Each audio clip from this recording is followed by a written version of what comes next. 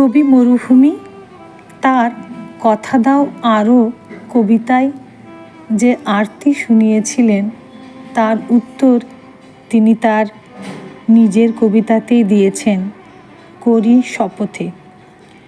কথা দিলাম অবহেলায় ছাড়ব না হাত, তুফান জলেও রব সাথে সারা রাত, নোনা জলে পা ভিজিয়ে বালুকা বেলায় হাঁটব দুজনে মিলে সময়ের খেলায়। সোনালি সকালের সেই প্রথম দেখা, হৃদয়ে আমার রবে চিরকাল আঁকা।